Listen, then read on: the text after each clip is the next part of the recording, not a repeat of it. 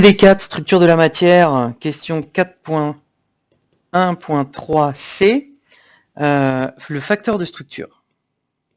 Alors, on nous demande d'utiliser donc la nouvelle notion qu'est le facteur de structure pour retrouver les résultats précédemment qu'on a eu, c'est-à-dire que l'intensité, quand on a les deux atomes du réseau AB, elle est égale à 4 cos carré de pi b sur lambda sinus θ fois l'intensité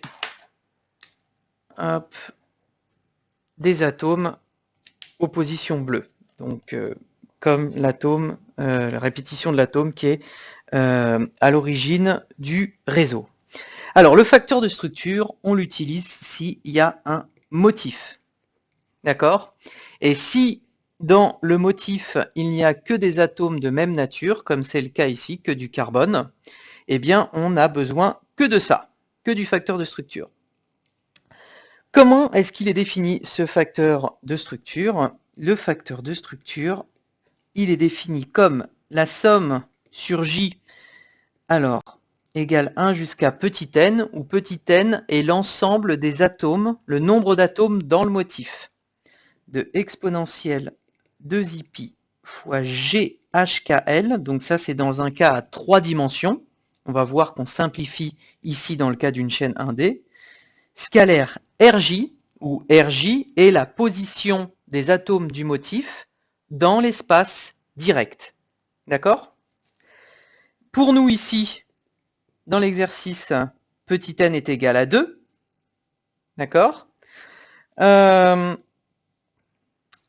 Petit n est égal à 2. Donc ça veut dire que ça devient somme sur J est égal à 1 et 2 de exponentielle 2i GHKL scalaire RJ. Ok, comment est-ce qu'on insère ce facteur de structure pour calculer l'amplitude totale diffractée par notre chaîne? D'abord, on va s'intéresser à l'amplitude diffractée par un nœud P, donc par un point P du réseau. Ça va être l'amplitude diffractée par un atome, comme si on avait un point en P, d'accord? On se fiche de savoir quel type d'atome, mais comme s'il y avait un point en P. Donc, qu'est-ce que ce point-là va diffracter? Et on multiplie ça par le facteur de structure.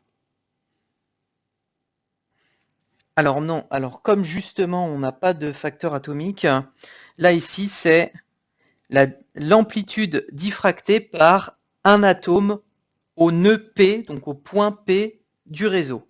Et on multiplie ça par le motif, comme ce qu'on a fait auparavant, sauf que là, ça intervient par l'intermédiaire du facteur de structure. Alors AP, on sait ce que c'est exponentielle I phi P. I phi P. Et donc le facteur de structure, c'est ce qu'on vient de définir ici.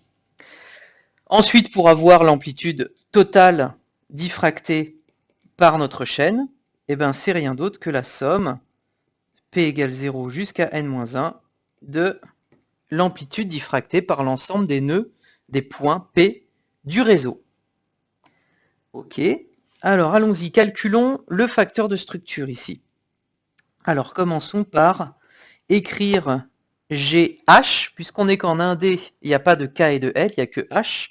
Donc, eh bien ça, c'est H fois A étoile. Ça, c'est la définition de G. Ensuite, RJ, donc on va avoir J égale 1 et J égale 2. La position de l'atome 1, bah, c'est 0. C'est 0 fois A, puisque c'est l'atome qui est à l'origine, dans le motif. Et R2, c'est l'atome qui est en B sur A fois A, avec B sur A ici égale 1/4. Puisque le deuxième atome est situé à 1/4 de la distance entre deux atomes bleus.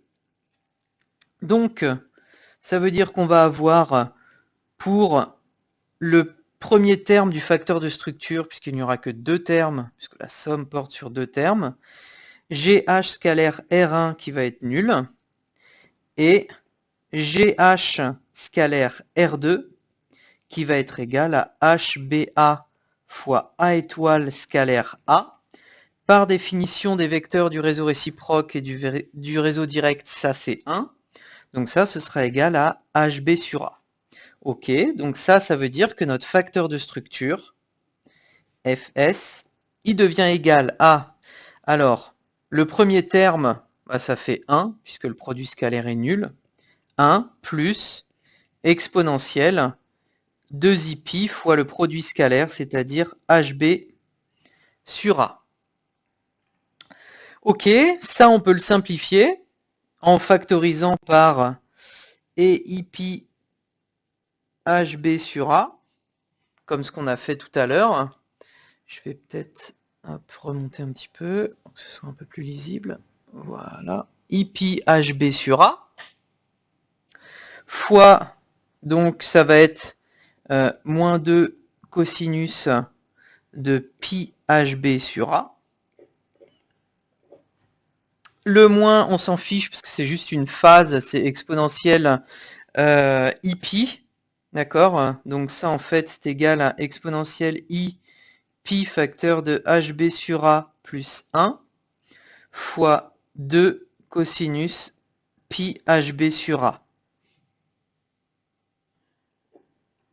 Ok, ben on insère ça dans l'amplitude totale.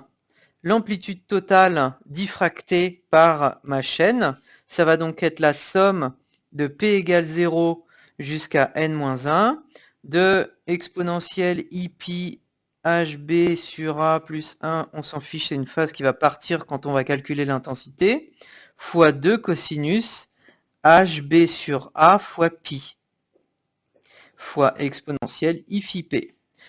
Tout ça, ça ne dépend pas de P, donc je peux le sortir, et ça, je vais l'appeler phi prime. Donc c'est exponentielle I phi prime fois 2 cosinus HB sur A pi fois somme de P égale 0 jusqu'à n-1 de exponentielle I phi P. Ça, on connaît. Tout ça, là, c'est égal à l'amplitude diffractée par les atomes bleus. Donc, on voit où ça va nous mener. Ça veut dire que l'intensité qui est égale au module de l'amplitude totale diffractée,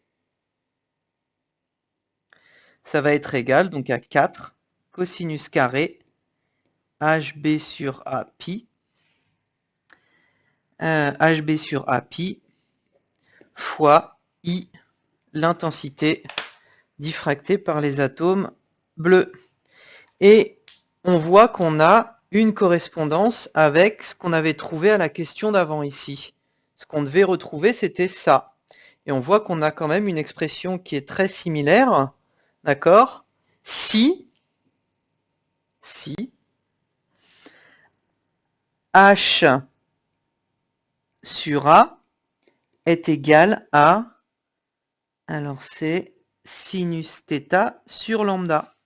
Et ça, en fait, qu'est-ce qu'on voit? On voit que ça veut dire que θ est égal à arc sinus de lambda h sur A. Et ça, comme h est un antirelatif, eh bien c'est exactement la même condition que celle qu'on avait définie au tout début pour les interférences positives, pour les maxima de phi p. D'accord?